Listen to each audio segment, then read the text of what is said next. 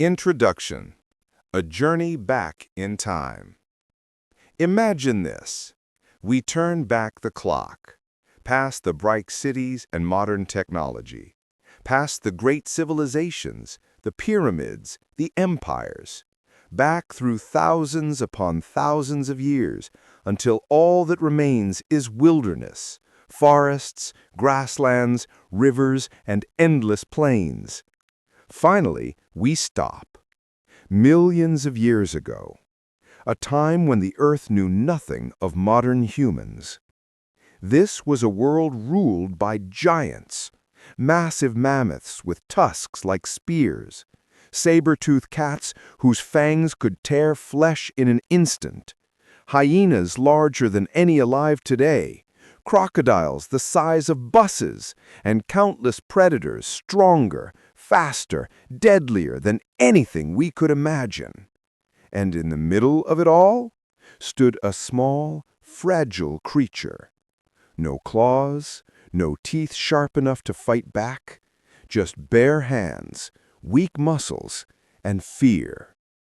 These were the hominids, the earliest ancestors of humankind. By all logic, they should have vanished, yet somehow they survived. Not only survived, they rose, adapted, and eventually conquered this dangerous world. This is the story of how weakness became strength, of how fear became innovation, of how we, once the hunted, became the hunters. This is the Stone Age. 4 million years ago, Earth was nothing like it is today. Climate shifts transformed lush forests into wide, open savannas. And on those African plains, the first steps of humanity were taken. But in that landscape, humans were far from dominant. They were merely small actors in a world ruled by giants. Herds of towering elephants marched across the grasslands. Colossal rhinoceroses, taller than double-decker buses, grazed fearlessly. Saber-toothed cats waited in ambush, their dagger-like fangs ready to kill with a single bite. Our ancestors, Australopithecus, were tiny in comparison, barely a meter tall, frail-bodied, mostly surviving on fruits, roots, and occasionally scavenged scraps left by predators. Next to lions or giant hyenas, they stood no chance. By every measure, they were prey. And yet, against all odds, they endured. What gave them this impossible edge?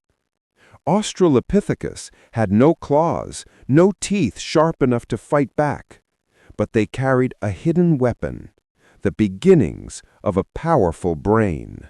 Though small compared to modern humans, their brains began to show remarkable abilities: memory, curiosity, the power to observe and learn. They learned to climb trees to escape predators. They discovered hidden sources of water. They watched the hunters carefully, noticing patterns in how they stalked prey and how to avoid them. But the great leap came with their descendants, Homo habilis. Around 2.5 million years ago, this species made history. They created tools. By striking stone against stone, they shaped sharp flakes that cut flesh and heavy cores that crushed bone. Primitive, yes, but revolutionary.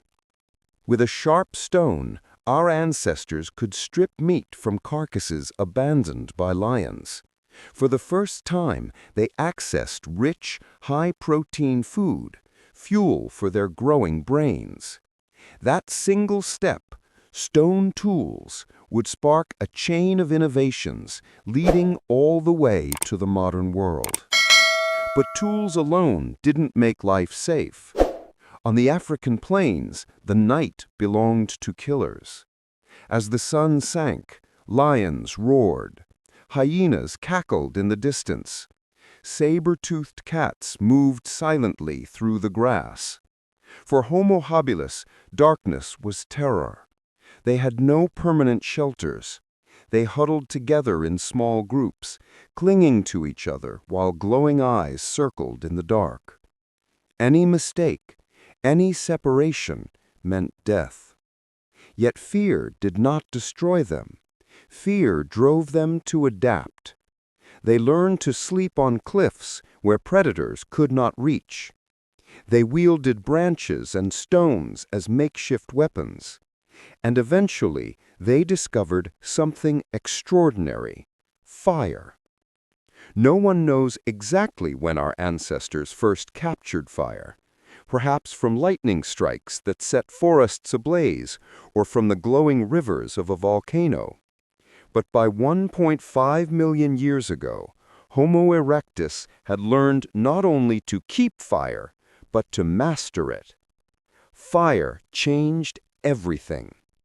It gave warmth during cold nights. It kept predators at bay. It turned raw meat into cooked food, easier to chew, easier to digest, richer in energy. Fire was more than a tool. It became the center of life.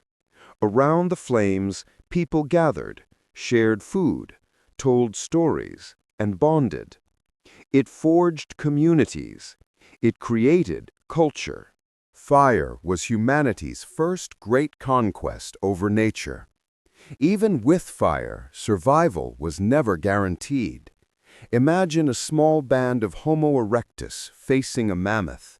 No steel, no guns, just wooden spears and courage. How could they possibly bring down such a beast? The answer was not strength, it was strategy. Unlike solitary predators, humans learned to cooperate. They divided roles.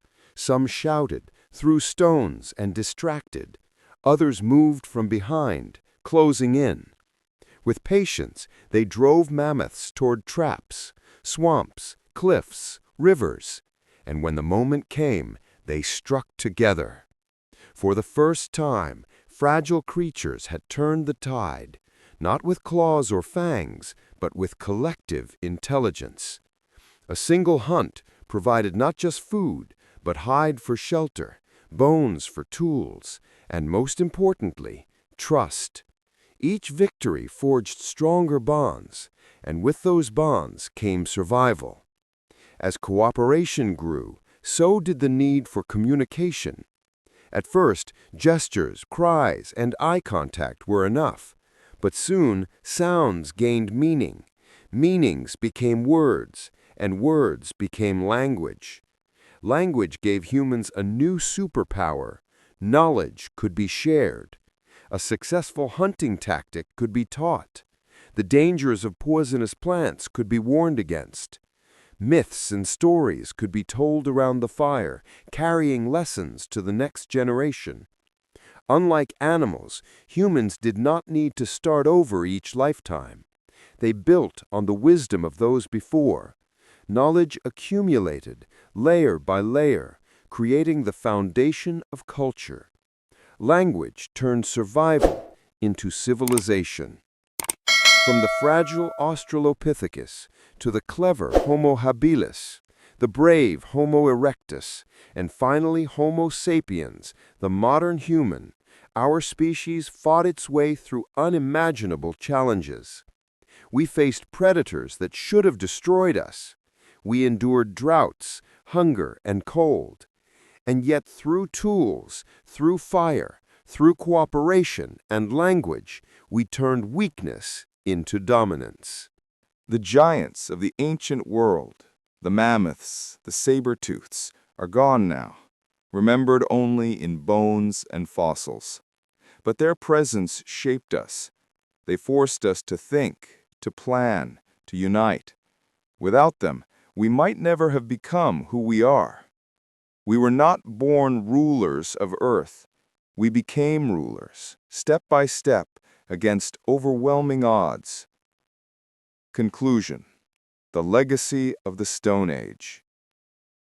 The story of the Stone Age is not just history, it is our identity. It is proof that greatness does not come from strength of body, but from strength of mind.